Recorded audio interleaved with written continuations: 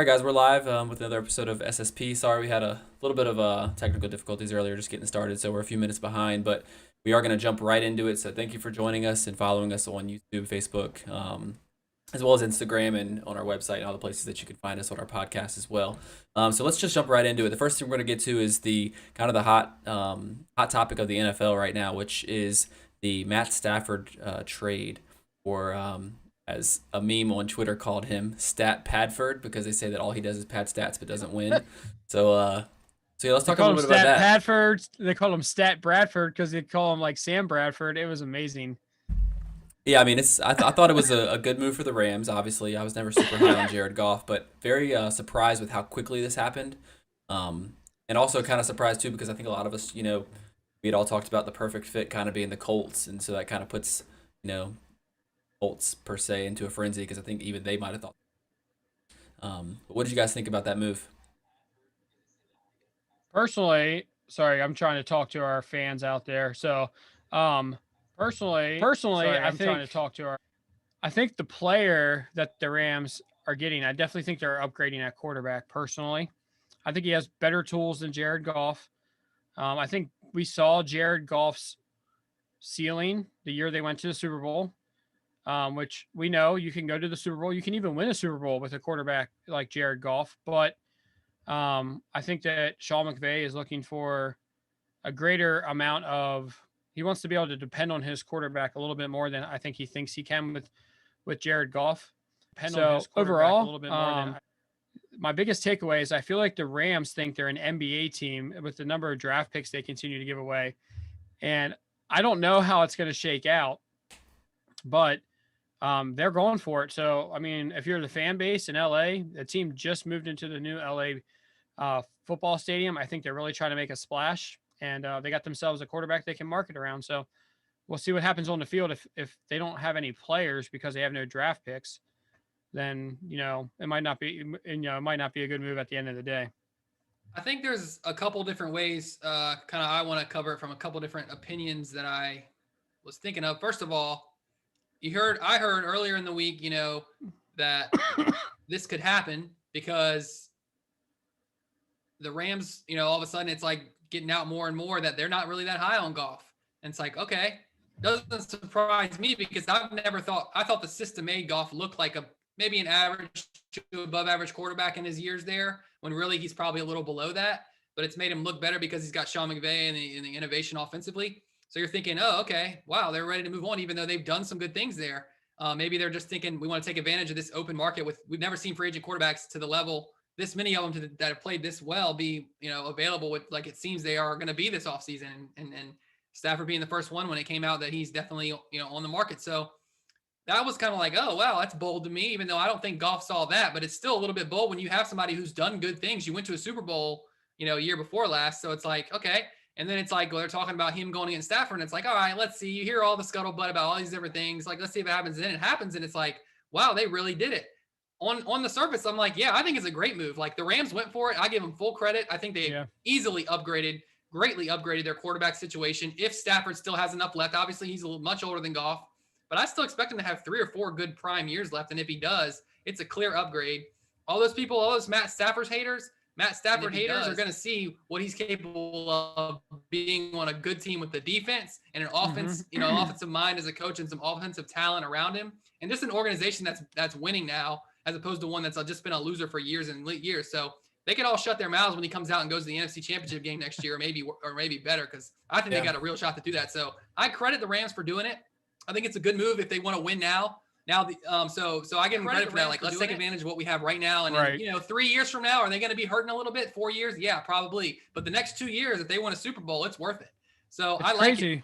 Second angle I look at it from is, all right, what did they give up? And what are they going to be, the ramifications, which I kind of just alluded to. So you give up 2 first rounders and a starting quarterback and a third rounder just to get, a guy who I think is really good, but man, he's not an all-time great. So interesting to me. I thought it was a really nice pull for the Lions when you have a guy who everyone knew you were going to trade. It was already put out there. And usually that's not good for your leverage. People know he's gone. You don't get as much, but to pull 2 first rounders plus a starter that maybe could be a decent starter for you as well. and a third rounder to pull all that. I'm just thinking to myself, like, man, the Lions did pretty well. So I kind of like it from their end too. You know, I don't like giving up Stafford. To me, I would have just rebuilt around Stafford, and he has enough years left to me to keep him. But if you really were just going to give him up, that's a great pull that they got. But I think part of it was this. Yeah, they got 2 first rounders, but I think the Lions took it as like, and then the Rams too, is like, we're not giving you Goff like as an asset. I think it was a salary dump. And the Lions were like, look, if we're going to take Goff, because I don't think anybody in the league thinks that Goff is worth his contract. So I think they looked at it and said, if we're going to take this freaking huge contract for a Jared Goff, you got to give us 2 first rounders and a third. And I think it was the Rams said, look, if we got a taker for Jared Goff, because they always said about when all the stuff I was hearing about it was like, yeah, they want to trade Goff, but they know no one will take a salary, or they know it's going to be hard for somebody to want to take a salary. So they are like, look, we can get Stafford, and we got a guy who's going to take Goff's contract. We'll give him 2 first rounders and a third rounder if we could do that. And so I think that was as big a part of it as it was when a lot of people might say, and I was initially thinking too, like, you gave up a starting quarterback who's still at least near middle of the road, or not far off middle of the road, got in this league, plus 2 first rounders and a third rounder to get a 32-year-old quarterback. It's like, whoa, that's a lot. But then it's like, actually giving away Goff was kind of an advantage for the Rams as opposed to looking at it as an asset for the Lions. Yeah, I think I was surprised. You mentioned a little bit of it, Trav. I was surprised to hear that the people, not just the coaching staff, but the people as well. I read today that nobody in the Rams organization, the players, the coaches, liked Goff's work ethic. They said that he was lazy. He didn't want to put in the work to get better, and they even said that the locker room respected John Wolford more than him. Was the words that were thrown around. So I mean, that just goes to show you how much they wanted to get rid of him. Yeah, apparently it's something to do with that draft class where the quarterback thinks Wentz. he just, him and Wentz went 1 and 2, right? Yeah, they just think they get to walk in and they have the job. They don't really have to get better, but they just, that's their natural talent. Well, anyway, the other thing I wanted to say is now Dan Campbell, the new coach for the Lions, he's going to have some assets to help break some kneecaps. More kneecaps can be broken because of the assets they're going to get through this trade. So looking at the other side of it from the Lions standpoint, they weren't going anywhere. You know what I mean? I think this is a good trade for them to get some assets. They're trying to kind of start from ground zero.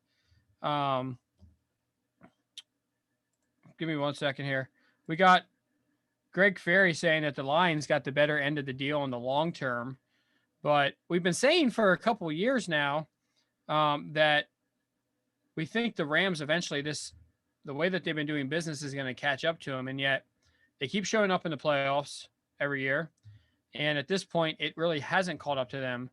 So eventually, like all teams, because the NFL is a parity league, when the Rams end up going through their cycle of kind of, falling off a little bit, everyone will probably jump on the bandwagon and be like, oh yeah, now it finally caught up to them. But at the end of the day, I'm kind of with you, Trav. I appreciate a team going for it. Yeah. I mean, my thing on it is, yeah, at some point it will catch up to them. They haven't had a draft pick. I don't think I think I heard somewhere they haven't had a draft pick in like 2 or 3 years. And now they've got 2 more because they don't have one this year. They had to give up to get Goff or to get Stafford. They had to give up next year's and the year after because they already didn't have one this year. So yeah, it's eventually because you have to be able to replenish with first round and high round talent or your depth and overall eventually when the guys age and you can't pay guys because when guys do become good draft picks, you have to pay them. So part of the way you stay good is drafting guys and being able to get good productive starters and sometimes high level guys that are still in their rookie deals. That helps you manage a salary cap. If you have to pay free agents all the time, you can't afford that. And if your depth is all second, third and below, then you're going to have problems. So yeah, it will eventually catch up. But let me ask you this. If for the next 3 years they go playoffs, maybe win a Super Bowl, lose a championship game and have another playoff appearance, which I think is like something that could happen in the next 3 years. Yeah. Is it worth it? Winning 1 Super Bowl makes it worth it. Okay. And then whenever Stafford gets old enough, or even maybe before he gets too old, because of the replenishment, because they don't have the replenishment of first rounders, at some point they're going to get bad because it's going to catch up to them. But if in the next 2 to 3 years, which they have the roster right now to not need a first round pick for the next couple years, they're okay. Right. So, but that will catch up to you. Like just not having a draft pick next year might catch up to you 3 years down the line. It doesn't necessarily catch up to you that year. You know what I mean? It catches up to you years later. So there will be, whether Stafford's there still or not, there will be a point where it does catch up to them. Right. But if they win a Super Bowl or come very close and make those runs for the next 3 years and give themselves themselves every chance to win a Super Bowl, to me, I'm fine with that. It's kind of like what the Steelers are going through. The Steelers get, they haven't wanted to invest in a high round quarterback, and obviously they haven't really been picking high enough in the draft to do it. But even still, you could trade picks to get up. You could take a chance on a guy in the late first round that you could think. But no, they're choosing to try and build around Ben. So everyone's ripping them for, what's your future going to be? Well, it doesn't matter. We accept that the future afterward might be rocky for a year or two. Then we'll rebuild it from there. We'll retool. But we're going for it now while we've got the guy. I like teams that do that. And if you think you have the roster to win it minus the quarterback, go get a better quarterback and see if you can win it. I'm just telling you right now, man, look out for these Rams next year, because I'm not big on when free agents come in the first year. Like I'm all about, like with Brady and the thing needing to gel, like needing a year or two. But because it's just Stafford and what he is and what their team is around him, I think it's plug and play, and I think they're going to make a deep run next year and maybe could win it all. I think I love the Rams next year for having Stafford and what they could be. I think that I think that the Rams need to hope that he doesn't fall off too much. He is getting a little up there in age. I still think he has enough to make them a competitive team, but it's like you said, Trav. I think it's a complete letdown if they don't win a Super Bowl. To me, with Stafford, it's a letdown. It's a loss of a trade. So I mean, one of our viewers said too, Trav, and I don't want you to really have too much rebuttal, just so we can kind of move on to some of the other quarterbacks. But one of our viewers said that he doesn't believe that Stafford changes the NFC layout that much, and that the Rams are still behind Green Bay, a strong Seattle team, a Dak Prescott-led Cowboys, Tampa Bay, or the Saints. And that's just he said that's just his opinion.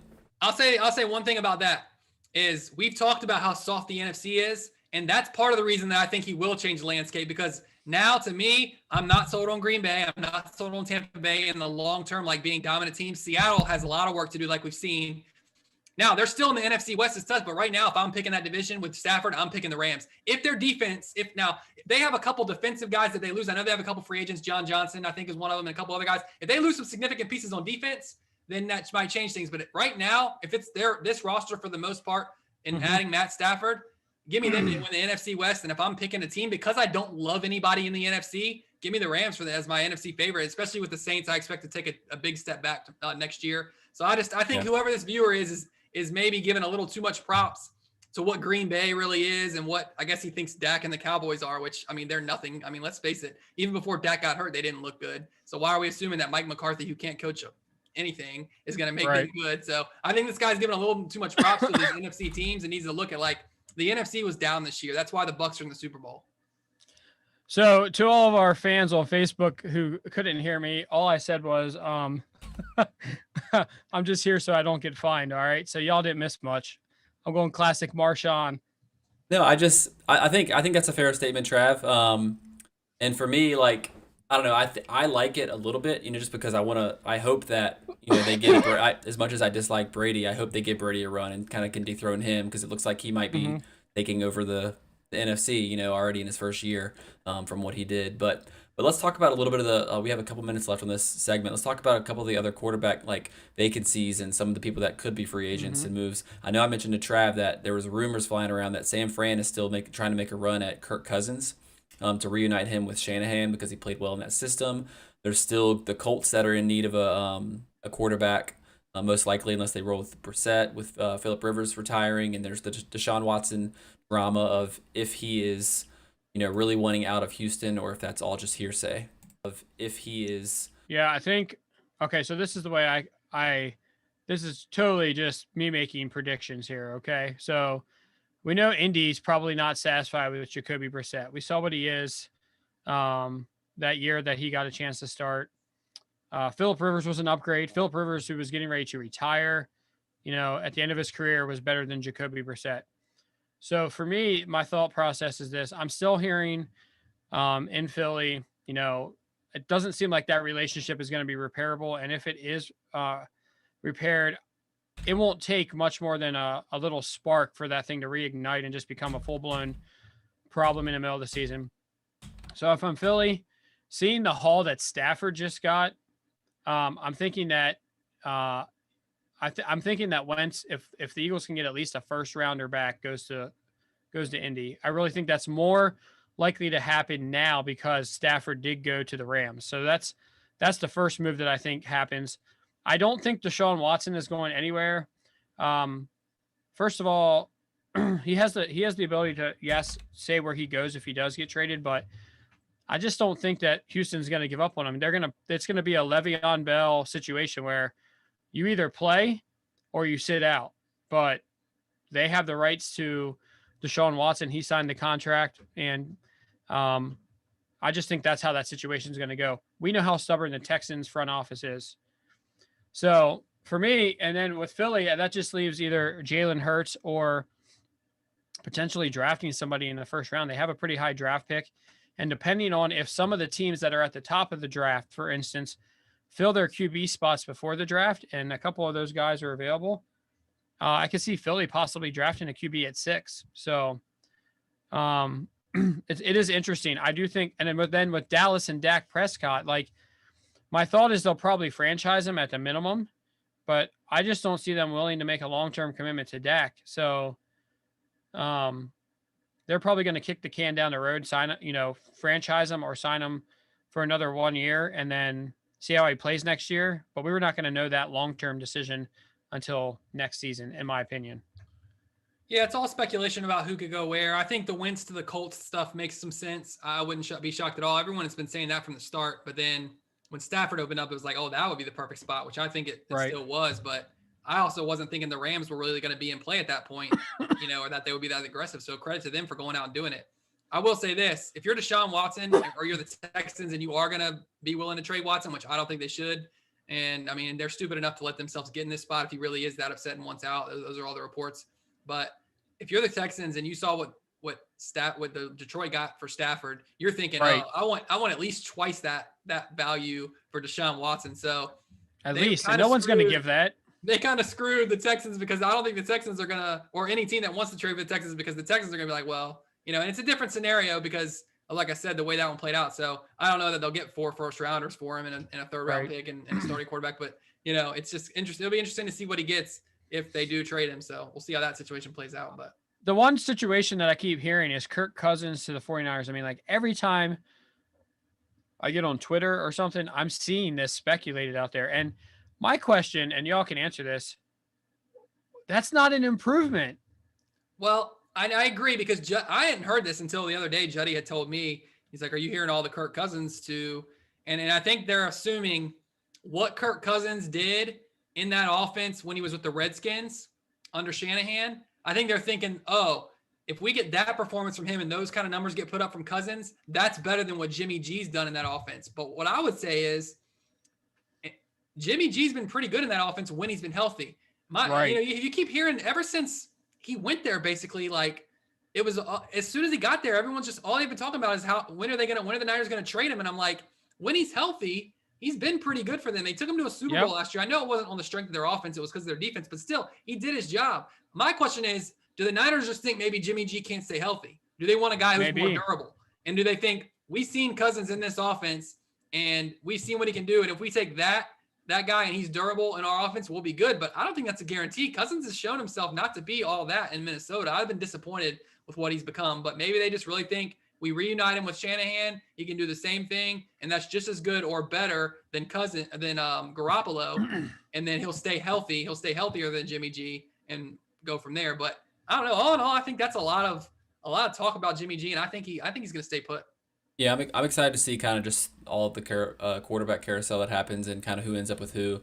Most definitely with the Indy situation, just because I think they're the team that everybody knows is they're looking for a quarterback, even if it's a stopgap quarterback for them to draft somebody. But let's talk a little bit about the coaches. So all of the coaching vacancies have been filled now. Which, like in your eyes, which of the vacancies that were filled stood out the most to you guys? I honestly don't. I didn't know much about any of the guys that got hired, to be honest. Other than obviously, the obvious with Urban Meyer. But what did you guys think about all the moves that took place for the head coaching jobs and how quickly they were filled? Yeah, the most recent one to the Texans was kind of the big talking point because, are they going to do something to keep Deshaun? Will it help keep Deshaun? And this and that. And so they go with this guy that's kind of unknown to me with Culley. I guess the Ravens passing game coordinator. Seemed a little out of nowhere. I know there's just been a lot of talk about them hiring a firm and then not taking it, and then that was one of the reasons Deshaun. So I don't know. That one was surprising to me. We'll see what that does in the way of, to me, anybody. And I think Pep Hamilton, I want to say, just got hired as either the OC or the quarterbacks coach with the Texans, I think.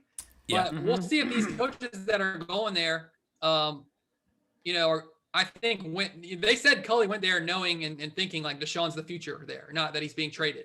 So we'll see if he can do something and if that does anything, and if they can get it going, and maybe him talking to Deshaun, I don't know. That's a whole other, a whole long talking point, but we'll see what happens there with that. I thought it was a little bit of a confusing hire. It seemed kind of out of nowhere, but who knows what they're thinking and why they hired him.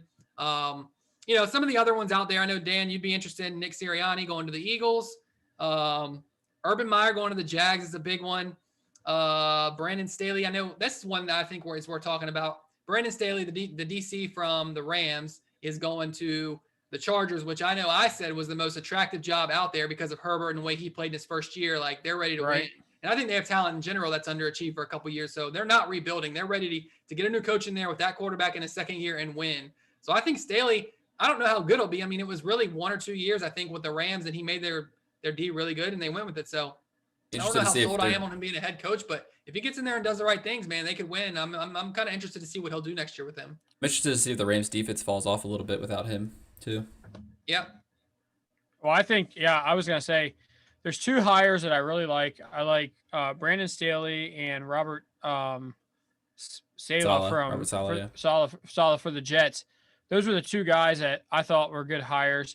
Not a huge fan of the Urban Meyer splash hire. Neither. You know what I mean? This is Steve Spurrier 2.0 in my opinion. That's a shout out to Greg Ferry. He was calling that out a couple weeks ago, but I agree. But I think the Jets got the right guy to come in, partner up with Joe Douglas, and make a big culture change there. I'm a big fan of guys that kind of have that intensity. And then I think Brandon Staley is attractive, Trav, because we all know like the Chargers have a ton of talent on defense as well. And I think the biggest thing is the defense has underachieved the last few years, in my opinion. They should be so much better than what they've been. So for him to have, some of the pieces on that side of the ball, I think he'll have the biggest impact on that side of the ball. The thing that I'll be interested in, a lot of the key people that were around Justin Herbert in this first year have left and gone and gotten other positions. They've gotten different coaching positions. So what does his year 2 look like is what will be interesting to me. Yeah. And then I think the Houston Texans, the last thing I'll say about this, I looked at the list of people that they interviewed, and I just think like maybe I'll get like dogged about this in another year. Maybe they're awesome, but I think that's the most unenthusiastic hire I've ever seen in my life. From all the people that they interviewed, there were so many good candidates on their list, and they ended up with this guy. It seems to me like at the last minute they just decided to try and do something to make Deshaun Watson happy or something like that. It was just pathetic, in my opinion. I mean, unless they knew some insider information that like Lamar Jackson had been like hitting up Deshaun saying, hey, like this guy's good. Like he's our passing game coordinator. He can help you like successful, work with you. I don't know. I didn't see it. Their passing was ranked to the bottom of the league last year. So that doesn't make any sense. I understand like he was their wide receiver coach, man. Yeah, I know. Wide receivers suck. I understand slightly. I don't really comprehend it a ton, but I understand if they were thinking in their head like, oh, maybe we could turn the Baltimore offense into, Deshaun can run that offense better than Lamar. But go hire, Greg Roman if that's what you're trying to do. Don't hire their passing game coordinator because they're the worst passing game in the league. Yeah, they weren't going to hire Greg Roman. I know that's just an example to you, or I mean, I wasn't. You're saying really. Somebody like him or whatever, but because Baltimore, what is wrong with Eric Bieniemy? Like that's what I'm saying. Yeah, but it would be stupid if they're really, because it made me think that too. Are they really trying to just maybe bring Baltimore's offense? Like that's not what Deshaun is. Deshaun is a 6'4" big guy that you want to run some of the time. Definitely utilize 3 to 5 runs a game in the read option game maybe and stuff like that. Roll him out, use his mobility, but he can throw. I mean that dude can flat out sling it. You know what I mean? Yeah. Like He doesn't need a ties back there with quarterback's. his He doesn't need a legs, use it quarterback's that way. offensive coach But like to that. run the offense that they run with Lamar Jackson, yeah, that's great for Lamar Jackson because he can't really throw. They have to do that to be successful, and they have to utilize that to make him good. But Deshaun is not that, and I don't think they'll try and do that. I hope not. If not, one, they're going to ruin the guy's career and probably get him hurt. And two, they're not going to be playing to his strengths, and they're not going to win that way and be as good on offense. Yeah. So I just have a funny question here. Okay. If before the hire, obviously, you had to choose between Josh McCown or David Culley, who would you want to be your head coach? Just tell me straight up. Like, I'm sitting here, I'm like Josh McCown all day because I don't know who David Culley I don't know who is. David Culley is, but I'm Neither. assuming that he might. Neither. Yeah, I'll coach myself. How about that? So I mean, Josh McCown was like coaching from home last year. we'll see. We'll see what happens. How these coaches turn out. I don't have high hopes or high expectations for any of them, other than maybe Robert Saleh and, like you guys said, Brandon Staley. I guess that's the guy that takes over for the Chargers. But we're gonna end this show by kind of going into a little bit of a Super Bowl preview segment, not really about the game, but more about one in particular player that's in the game. Trav and I had kind of an interesting conversation earlier in the week about, given his resume and his body of work at this point, if he wins the Super Bowl on Sunday, if Patrick Mahomes was to win the Super Bowl, would he have done enough in his career to warrant a Hall of Fame induction in that career? And it's interesting to think about because, I was telling Trav that he's 38-8 in all his starts. He has won a Super Bowl. He's won a Super Bowl MVP. He's won a league MVP in the same year. And this would be his second Super Bowl in 3 seasons of being the quarterback. So what do you guys think? I mean, let's talk a little bit about the greatness of Patrick Mahomes.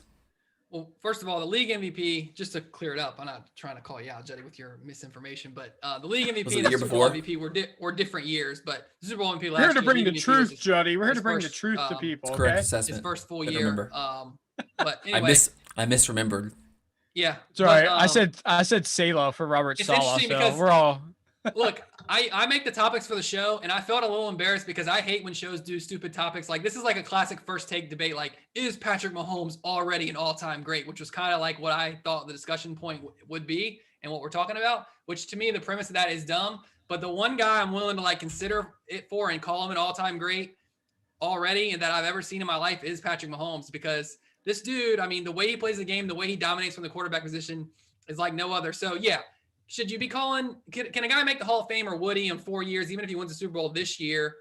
And if he wins the Super Bowl this year and wins the MVP, he wouldn't get in the Hall of Fame. That's fine. And it's fine that it's like that. It should be like that. You got to have like a certain kind of 7-8 years of playing is kind of like that least level is like the benchmark you have to get to. Like, I think Steve Young had 8 good years or so, or not that many more than that, and got in. And, so you got to at least do something like that. I get that. And to call him an all-time great is silly at this point. But, I mean, I'm just looking at him and I'm like, if he stays healthy, man, not only do I think he's going to go down as an all-time great, I think he's going to go down as the best ever. And I don't think he needs to win. In my mind, he doesn't need to win 6 or 7 Super Bowls to be the all-time, the best ever. The way he dominates now, if he just keeps these time, and it's hard to just say, like, keep these stats going for the next 10 years. But if he does, and I think he will, I don't think there's going to be any question in my mind that he's going to be the best I've ever seen. I already am willing to say that just in 3 years that he might be the best quarterback I've ever watched. Now, you can't call him the greatest because he hasn't done it for the time frame that these other guys have done it for. And I've been a big proponent of not putting guys in like my top 5 when they just have 1 good year or 2 good years. You got to get to that 3rd year, whatever. And he's just now gotten to a 3rd full year. But look at the way this guy plays the game. He can do it with his legs. He's creative. He does things we've never seen. No look passes. And that stuff's, rare and random. And that's not what makes him great. But just the kind of creativity he plays with.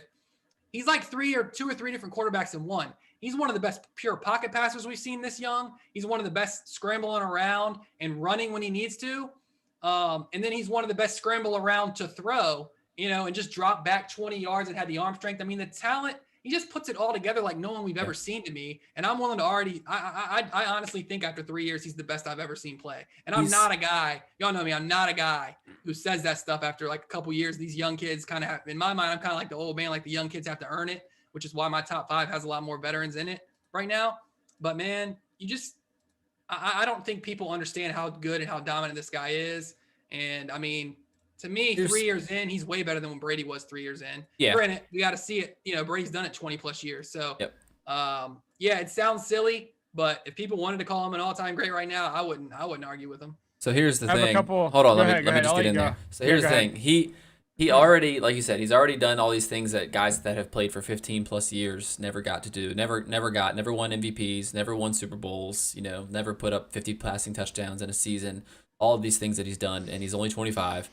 So he even openly admitted that he had the one the one area in his game that he really wants to improve on is pre-snap reads and how to like read the defenses better. So the thing is, this guy's out there playing when he doesn't even know how to read the defenses well. He literally is just that good that there will be times where he probably gets, like stopped up by the defense, yet he still is able to make that play because he's got the legs. Like you said, it's almost like he's that guy where you're trying to talk about like making the best quarterback ever. Like, oh, I wish I had the arm of Rodgers, the mobility of Russell Wilson, and the vision of Peyton Manning, and he has all of that.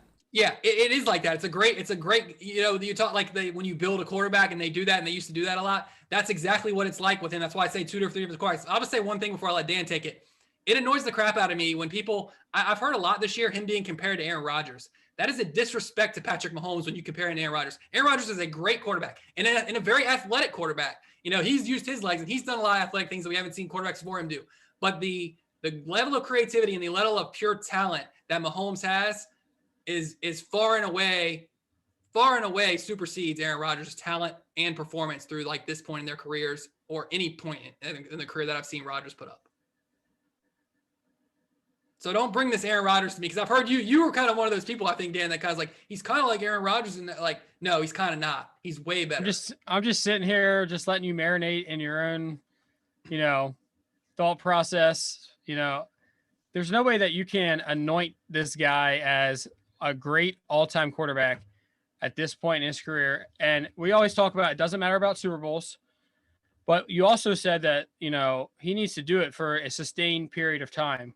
So let's watch and see as maybe Tyreek Hill's career winds down, as Andy Reid maybe fades off into the sunset, or maybe not. Maybe, I think that he's a product right now. He has amazing tools. I'll give him that. But I think he's a product of the fact that he came into a situation with a coach that super experienced, been there, lost a ton. Right. Until he got Mahomes. And he was able to build. No, he was able to build a team, though. That's the thing. They were able to build a team. And so I can't go out there and say, hey, is he the best ever right now? My answer would be no. I'm not either. I'm not saying that. But I do think that if he continues on this trajectory, he's gonna be extremely successful. And the other thing that I just want to say about this is, I think if we look in the history of the NFL, and that's why this is such a hard conversation to have in regards to quarterbacks in general, as there is innovation in the game, we always kind of look at players and are like, oh man, they are now the best ever. But that's what people were saying when, they saw Steve Young, Joe Montana run Bill Walsh's West Coast offense. They were the best ever because it was innovative and it was new and it was exciting and they were super successful. So I just want to hold off for the sake of the fact that not to be too quick, but I think that Patrick Mahomes is extremely talented. And if he is lacking in the pre-read part of his game, and he can grow in that area, my goodness, like the ceiling, like there isn't anything that he won't be able to do because he has all the physical tools for sure. Yeah, we talked about this at the beginning of the year about how he still had so much room to improve and how good he already was. And so I think we've seen some of that this year. And though people don't want to give the Chiefs credit for being better this year, they are. They flat out are. And I think Mahomes is better, even though the numbers might not dictate it from the year he had 2 years ago. But first of all, Dan, saying he's a product of the system, even hinting at that a little bit, is I think doing him a disservice. And I think part of it is maybe your love for Brady. You don't want to give up that throne. And so I think part of it's you being on Brady still. But let me just say one more thing too about the all-time great. I actually hate the all-time, like who's the greatest of all time. I hate that discussion because you can't compare eras and you can't compare a guy being on a certain team to this guy. You'll never know what this guy would have done with that talent. So I hate that conversation, but just for the sake of kind of wanting to put in context how good I think Mahomes is why I kind of framed it in this. But I, in general, don't like that conversation because you'll never get a true answer. You'll never really know because you just can't compare. It's just not fair. The NFL is so much different. The rules are different. The way defenses can play are different. Like, there's just so much different. We do have a couple comments from a couple of our viewers, and then I'll turn it over to you, Judd. One of our viewers, Jason Dietz, just said very good, but not great yet. Like, they think that's how Mahomes is trending. I think that's what we're kind of saying. And then Greg Ferry threw out something here about I think it has to do with the quarterback Hall of Fame type conversation that we kind of start off with. Like, if Mahomes wins this year and then never plays NFL ever again, is he an all-time great? And he was just saying some skeptics are questioning Roethlisberger and Eli Manning, whether or not they have Hall of Fame credentials, and that we can't give it to Mahomes after 2 Super Bowls. Should he win Sunday? Not enough body of work yet. So yeah, and that's which is I even given. said that in my argument. Like, I get it. You're not going to put a guy in the Hall of Fame for 4 years. A guy could win a Super Bowl MVP 4 straight years and 4 Super Bowls, and he probably still wouldn't get in, and that's fine. I don't know. That'd be there wild. has to be. That would be wild. But on principle and he didn't do it long enough, people probably would. Well, they don't have a guideline. There is no guideline right, of like, you must play but this I'm just many saying, years. I don't think the writers, the voters, who are mainly the writers, are going to put a guy in off that. So, and I'm fine with that, and I'm fine with even saying look. I the way I worded it was, if someone wants to say he is, I won't argue with you. I'm not sitting here beating the desk saying he deserves to be an all-time great right now, because yes, he needs to do it another 4 or 5 years at least, especially at the rate we're seeing some of these other greats from this era play 20 years. Having a 10-year career is going to look even worse now if you don't do it at least 15. So, because it's not just because you'll fall behind in the numbers, but just the amount of time. So I don't necessarily look at a guy needing to play 20, but I do think you need to be considered up there with the guys who have done it 15, 17, 20 years. You do need to play 10 to get that. Well, but I'm just that confident that as long as he stays healthy, he's going to do it. Yeah, and I hope so too, because like you said, I think right now that he is the best that I have seen, like myself, physically watched. But I'll say this, I wouldn't say he's I can't agree with that. I mean, you don't have to. You don't have to agree with it. And I don't think Brady's the best I've ever physically seen. I think that I still think that John Elway's up there as one of the best quarterbacks I've ever seen play football. Yeah, I mean, like I said, we can have this argument. We can have this argument. Probably we'll have this argument in the offseason. Our top 10 overall quarterbacks ever. Just for some. We need to figure out a criteria first. That's the problem. I mean, everybody's criteria is different. That's why everyone has a different answer. But if we could come to an agreed criteria, okay, these are the things that we think need to be in here. Because it doesn't matter, because even if you said, hey, we put it on success, we put it on team around them, we put it on like clutchness, we put it, because everybody's going to put a different percentage of weight on each category, so you can't have the same one. But like I said, it's a conversation for another day. That's actually where we're actually going to end our show. But I did want to let you guys know that we will have our Super Bowl preview show on Sunday at 2:30 Eastern time. So you guys want to hear us talk a little bit about what we think of the game. We're not going to give our picks right now. We're not going to go into the pregame of the Super Bowl. We will be doing that Sunday. So join us on YouTube Live and Facebook Live on Sunday at 2:30, where we do our pregame show for the Super Bowl. It's going to be a good one. Bucks and Chiefs. Let's go Chiefs. But yeah, Dan, you said you had a couple of things you wanted to touch on, but if you are here, that is ending our regular show, so we will have a couple more minutes of after show. Yeah, so what I did, because we're having this Mahomes conversation, and I just thought it would be fun for us to do, okay? So we're not nailing you to the cross on this or anything like that, but to talk about and go through some of the Hall of Fame quarterbacks that are in the Hall of Fame right now that you think when you look at Mahomes, all right, I have to put him over him already. So I have a couple of them up here, and I'm just going to go through them, and we'll talk about it. So the first one I have is Steve Young. Steve Young. I know, that's what I was thinking. Some of these are tough. Where do you rank Mahomes versus Steve Young right now? Better. Juddy? I would say better. And let me just say this, Dan. It's even the whole point of you doing this is difficult because it's a different game. Mahomes, I think, could succeed in that era. I don't know that Steve Young would succeed in this era as well. But Dan, you want to know who's a better all-time quarterback, not who's more talented or who is just better in a given year. You want the all-time, which lends itself to some more longevity. Right. All right. Yeah. I still am going to go slightly. Yeah, I'd go Mahomes. Just because, and the reason why is because Steve Young didn't play all that long. No. He was an 8-year guy, 9-year guy. So. Right, that's what people don't realize. Yeah. Well, I thought it was interesting. I was gonna say this earlier is that where you say, Trav, there is no criteria for years that you have to play. So my thing is, what if Mahomes wins 3 Super Bowls but only plays 5 years, has a career-ending injury? Are they gonna, and he wins all 3 Super Bowls that he's in? Now 5 is getting a little closer to where maybe that's they what I'm consider saying. it. It's right now it's we're tough. at 3. Right. So because I'm not counting his first year. He didn't play the first year. How many seasons did Barry Sanders play? 9. 10. I think it was 10, 10 okay. exactly. It's 10 exactly. And he was a 1,000 The yard thing rusher with- every 10's season. enough and- because yeah, guys enough. used to play 10. 10 was like a long career back Yeah. then. Now quarterbacks are like 20, and it's like, Right. and even other positions are playing a lot longer. But all right, Dan, give me another.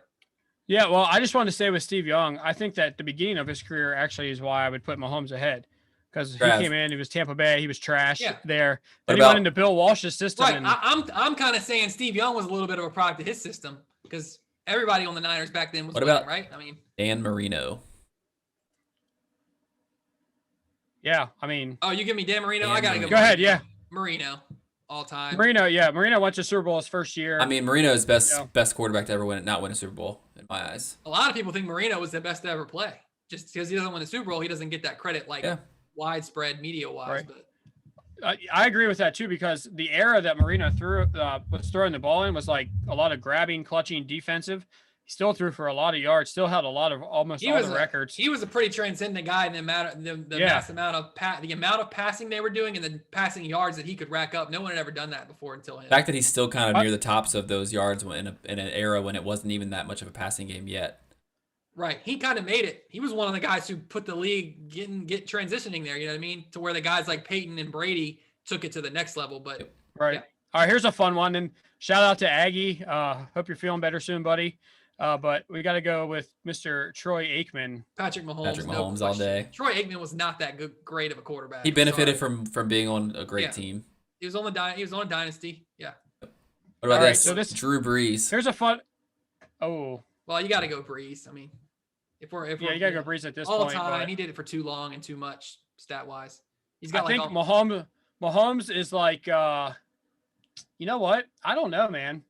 I know that I've been on Breeze's jock like all year long, but for me, like, yeah, I have to go Breeze. I guess maybe I have to go Breeze right now, but if Mahomes goes, if you're not about going another Breeze, two then you're almost not going anybody, and you're kind of agreeing with my conversation where I'm saying you kind of could put him up over anybody. I think Breeze is Yeah. a product of Sean Payton a lot. You know what I mean? I mean, Like to an extent, I agree with that. Sean Payton. think- When we saw him not really offensive have mind. good receivers, they went 7-9, 8-8. They were a middle of the road team.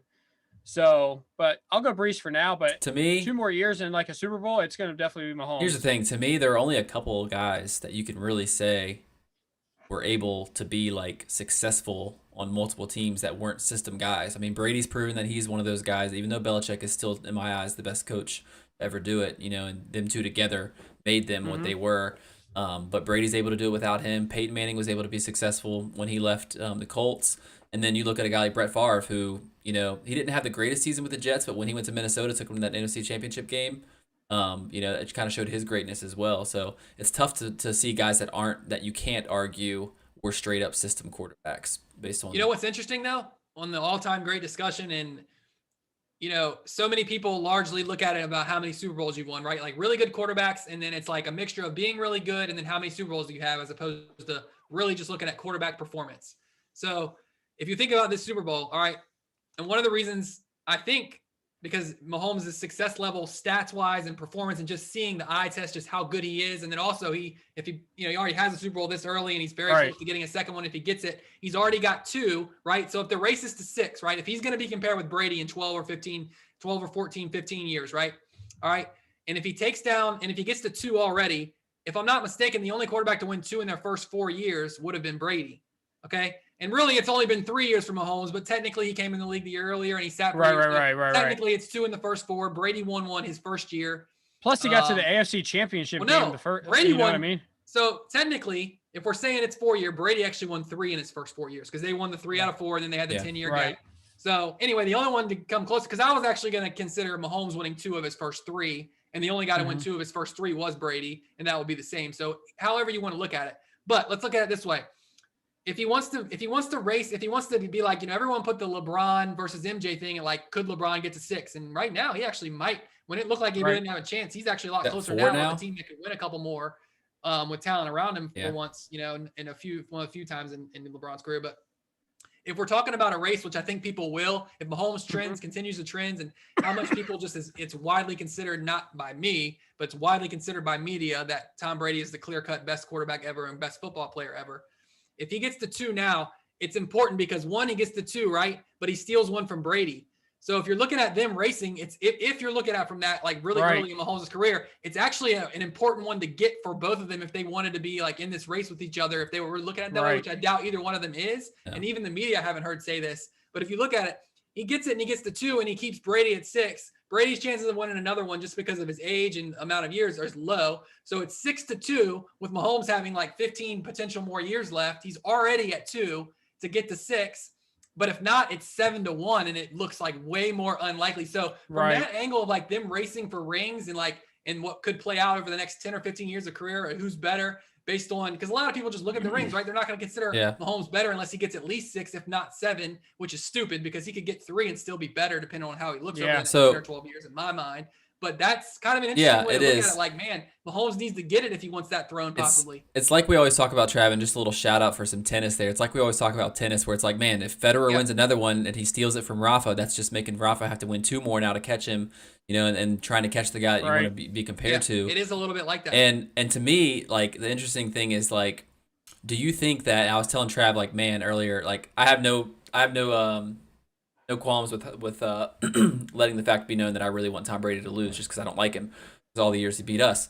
But if Tampa was to go in there and let's say the Chiefs beat him like 42-6 or something like that, just really blew the doors off, do you think it might put Brady in a situation where he's like, man, like, do I really want to just keep coming back if I don't think we can compete with Mahomes?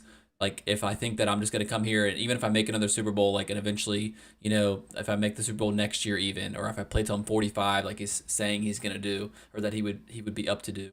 If he loses so big, do you think it might put a little doubt in his head where he's like, man, like, is this all I can do? Like, I have a pretty decent team. Like, I'm just going to get here and lose to Pat again, like, next year? Like, do you think that might be in his head a little bit? Did MJ ever doubt that he was going to make the shot? Like, these guys that have that. Listen, MJ never did miss the shot. First of all, Brady's lost, and this is another thing. I'm going to say this: the radio media talking about, oh, I want somebody to take the throne from Brady, blah blah blah. I'm like, Brady's lost 3 Super Bowls. He's not been unbeatable. He lost 3 Super Bowls, 2 to Eli and 1 to Nick Foles. He should have lost. He should have lost 4. I've said it for a long time. He should be 4-5 in the Super Bowl. Yeah. Seahawks gifted him one, and Atlanta just melt down. So both of those were breakdowns, were mental breakdowns by the team. And let me just say, if he would have lost those Super Bowls, to my point about everyone and over-crediting quarterbacks because they have a Super Bowl on their resume or this many, if Brady loses those 2 Super Bowls, he's no less of a great quarterback to me. To me either, yep. That's what I was going to say. It doesn't change anything. He's not the greatest if he lost them. I think other guys have been better than him. He is one of the greatest. The fact that you've gone to 9 or 10 is still pretty freaking impressive. The little swings and little things that happen to win or lose a game isn't all on the quarterback, and to judge a quarterback based on that, he's not the GOAT if he only has 4 instead of 6. Like, that's a stupid argument to me. Yep. I always said that Brady's best Super Bowl was the Seattle Super Bowl. I think that's the best game he's ever played from start to finish. He should have lost. I feel like he had, and they should have lost.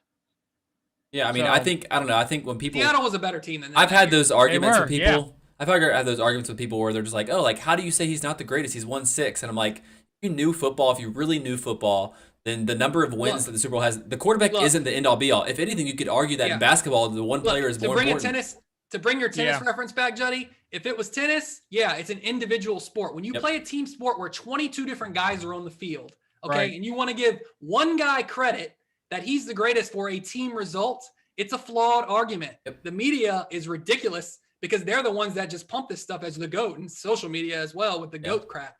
You know what I mean? Yeah.